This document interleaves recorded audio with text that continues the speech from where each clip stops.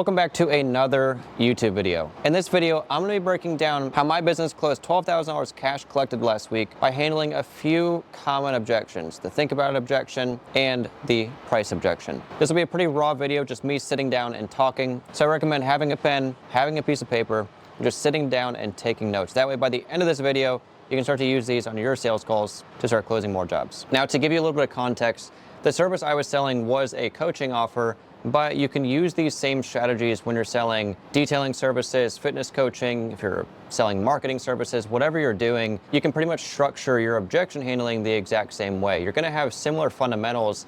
The main thing is just the certain terms that you're using or different ways that you're building value, things like that, will slightly adjust depending on what you're selling. This example, I will reference more towards coaching services, but I know I have a lot of viewers who have paint protection shops. I will still reference how we would structure that if you had a paint protection shop, so that way you still know as well. We ended up closing right around $12,000. It was just shy of $12,000. And I will actually show you a screenshot, see if I can find it. So if you can see that, might be a little tricky, but it says 11,600. So that was cash collected. Now, when I was selling these services, I do one main thing to try and make my sales process as easy as possible.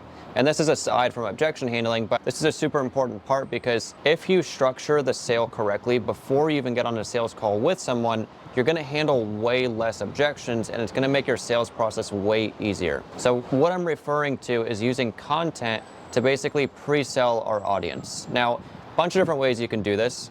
I did it in two different ways. So I have this YouTube channel, which is meant for long form, boring YouTube content where I can provide information to you guys. You can go out, you can use it in your business, and then if you ever need help, you can always come back to me. But the way it works is, since you're learning from me and since I'm providing so much information to you and you're using the information and you're going out and you're seeing results, most likely whenever you are ready to invest into something, you're gonna come back to me because you've learned everything up until now from me. So it's the same thing with you. If fitness coaching, paint protection services, if you're selling a marketing service or a coach, if you're able to inform your prospects on your services, the benefits, the work quality, basically answering all these questions that people would typically have in a sales call, if you can answer that beforehand and inform your prospects on it, get them to watch and consume as much of your content as possible, they're gonna be way more sold before they even get on a sales call with you.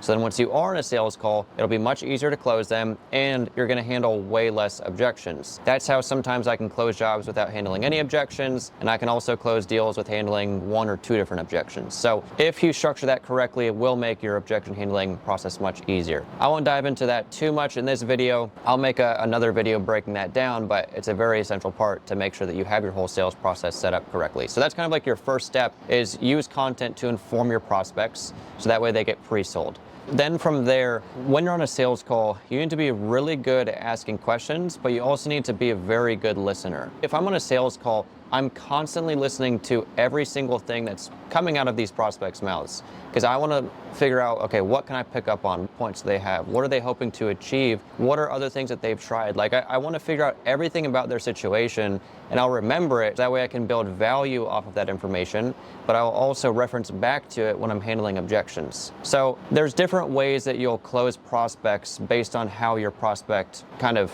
interacts with you on the phone. So I had two prospects I closed this week. I had more, but two that I'm referencing right now, and they were completely different. One of the prospects, I was talking the whole time, or not the whole time, but I was doing more of the talking and I was trying to guide the call. So I was asking deep, open-ended questions so that way I could get my prospect to talk more, open up, and I can learn more information about what they want, why they need it, why it's important to them, and then from there I can structure the whole sales process off of that. So that's one way you can do it. If someone's a little bit more closed off, you may have to ask really good, deep, open-ended questions to get the information out of them to figure out exactly what they need, why they want it, why it's important to them. I also had another sales call where it was the longest sales call I've ever been on, but he did majority of the talking. So for me, all I had to do was listen to what he was saying and pick up on his sales process, pick up on how he's closing his prospects. Because then if he uses that for his prospects, I know if I can mirror that, I know he's gonna relate to it and he's gonna be more likely to move forward because of that. And I'll get into that a bit later on. But the point is, when you're on a sales call, you need to retain information. You can't just get on a call, ask a couple questions, and then try and pitch a service, because people aren't going to be emotionally attached, and they're going to be purchasing a lot more off of the price instead of the value that they're getting out of it. And our goal is to just overwhelm them with all of this information so they can see how much they're going to get out of it, how much of a change they're going to get with our service, so it makes it a no-brainer to want to move forward. So once you pre-sell your prospects with content, that's going to make your sales process easier, but also asking really good questions, being a very good listener, that's also going to help you later on when it comes to handling objections. Now, one of the examples was I had a prospect, he wanted to move forward, and this is for a $4,800 service. He wanted to move forward, he was a little slow, so I picked up certain information as to why he wanted my service, why he needed it, why it was important to him, everything like that. When he came to me with the objection, and he said he wanted to think about it, what I needed to do was isolate the objection. Because if somebody comes to you and says, yeah, I'm interested, but I want to think about it, there's all these different things that he could want to think about. It could be the price, it could be the value, it could be the timing. You need to figure out exactly what it is that he wants to think about. So one thing you can do is schedule a follow-up call. And your goal with the follow-up call is to basically let their guard down. We want them to be more comfortable and more open. So yeah, I completely understand. Let's just schedule a follow-up call next day or two. That way you have some time to think about it. You can hop back on the call and we can go over any questions you have. Sound good? Most likely they'll say yes. So you schedule the call in, and then from there you're gonna say, okay, perfect, I'll be scheduled for tomorrow at 3 p.m. Real quick, just to make sure I have all that information together for you tomorrow. I guess, what is it specifically that you're wanting to think about? Just again, so I can make sure to kind of have all that information ready for you tomorrow. And he'll come back and tell me. Now, if it's price, then what you can do is isolate the objection. Make sure that it is 100% the price objection. So like one example I used was, okay, hypothetically, if I were to give you a bag of $4,800, would you use it on this? Like, yes or no? And he says yes. But we need to make sure he's thinking off of value again. So instead of price-based thinking, we need to switch him to value-based thinking. We need to get a little bit deeper as to what specifically it is that's making him want to move forward with it. So hypothetically, I give you a bag of $4,800. Would you use it for this? Yes or no? He says yes. Okay, why? He's going to open up about why he wants it, why it's so important to him, why he really needs it. Then what we can do is, now that we know he's 100% sold on the program, or he's 100% sold on whatever service we're selling him, then we can come up with alternative pricing options. So hey, if we were to come up with some sort of payment option, is that something that would maybe be a little bit more appealing? Most likely they'll say yes. And then from there, that's how you pursue forward with a financing option, and then you'll get them closed that way. So we actually pitched a financing option, but we still got him to pay in full anyways, so it worked out. But the goal is first let their guard down, then isolate the objection, then come to terms with what's gonna make them move forward with that service that day. If you're selling a paint protection service, and maybe they're super interested, but it's just price, you may have financing options available. Let's say you're selling like a track package paint protection service. Maybe if you were to bump it down to a full front option, that's something that would fit in their budget better, and it might incentivize them to move forward. Now,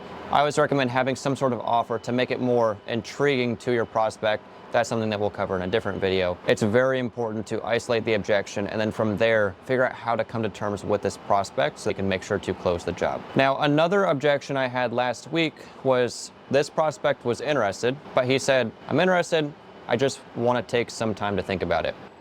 And at this point too, he had a wife, but he already said he didn't have to go to his wife to get approval. He just wanted to take a little bit of time to think about it. Now, same thing goes for this. You need to figure out exactly what it is that he wants to think about. Is it price or is it value? Now, his specific example, he was 100% sold on it. It wasn't necessarily the price, but he just wanted to think about it. So usually for me, take a little break for the trolley that's passing through. This is actually my view as well. Switch the lighting a little bit. This is actually my view. I don't know if you've ever seen it before. View from my apartment. We have this trolley right there, and it drives by every 15 minutes. Very loud, so kind of delays our filming a little bit, but switch this back. Good to go again. But in this situation, what I like to try and do is rebuild a little bit of value. So first, what I said, because I always pitch an irresistible offer. So this specific example, I had priced my service at, typically it's $5,800, but if you move forward today, it comes down to $4,800. He already knew he was sold, so the way I structured it was, honestly, if you already know you want to do it, it doesn't make sense to wait one day just to think about it and then miss out on our financing option and also miss out on the $1,000 offer. So then it just gets him thinking a little bit more clearly, and what I did to get him closed was I rebuilt more value. So for me, I'm very confident in what I have to offer. I know 100% if I work with someone, I will get them results. I will get them a return on their investment. I will get them a minimum of $10,000 a month onto their business as long as they're implementing the steps. So what I did is I put a guarantee on it to make it no risk. Now, if you're selling a paint protection service, you can't put a guarantee on it. It just doesn't make sense. If you were selling fitness coaching, then yes, you could put a guarantee on it. But for me, I put a guarantee on it, and then I also added more value. So I always like to pitch an irresistible offer. If you move forward right now, this is what I will do. So I already had the offer, but I wanted to incentivize him a little bit more. So I said, if we were to move forward today, because I want to work something out with you, make sure you get results, I'll put a guarantee on it. So I'll make it no risk. I'll take all of the risk. If you go through, you don't make a return on your investment, you will qualify for money back. Instead of this option, I will throw this in for free. So you'll reframe it by adding a little bit more value to make it a no-brainer, because at this point, it's no risk. They were already sold, but now they're getting even more value, and all they have to do is move forward today. He's already sold. He already knows he wants to do it. So that's just one thing to push him over the edge. And after that, he asked one more question, and he was like, okay, let's do it. And then we got him for a pay in full. So if you're selling, say, a paint protection service, you already have someone who's sold, you're pitching them with an irresistible offer, make sure that they're aware. Like, if you already know you're going to do it, it doesn't make sense to wait a day just to pay an extra $800 because you want to think about it. What I will do, just to make sure that your car leaves here protected, is instead of our full front paint protection service, what I'll do is I'll throw in a free 12-month ceramic coating, and I'll do one maintenance detail for you for free. So you can adjust the offer however you want, but the goal is you want to add more value, but make sure that the value is something that they're going to value. So if they don't care about the coating, if they told you, oh, I really want to get my wheels coated,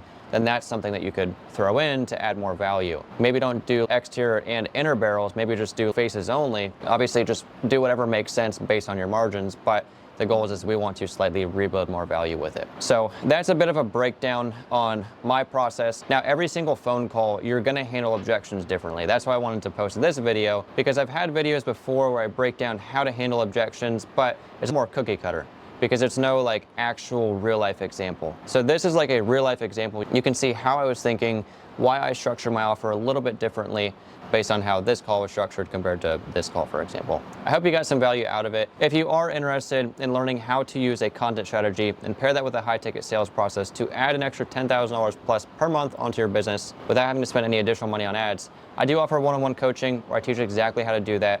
I guarantee all of my work, I make it zero risk for you. So if it is something you are interested in, I will add a link in the description below where you can schedule a discovery call with me. I'll learn more about your business, figure out exactly where your weak points are, what you need to work on, and I'll give you a step-by-step action plan in order to achieve that and hit whatever goals you're shooting for. So if that's something you're interested in, click the link in the description below. If you're looking for something a bit more cost-effective, I have a free monthly school community. It's free for the first 7 days. After that, there is a small monthly retainer. It's only $100 a month. Try it for the first 7 days for free. If you don't want to continue, then cancel it. But that way, at least you can get some information, you can learn some value, start to implement it, and then in the future, if you ever do need more help, you can always revisit our one-on-one coaching. So that's it for this video. If you have any other video ideas you want me to cover in the future, comment them down below, and I will see you in the next video.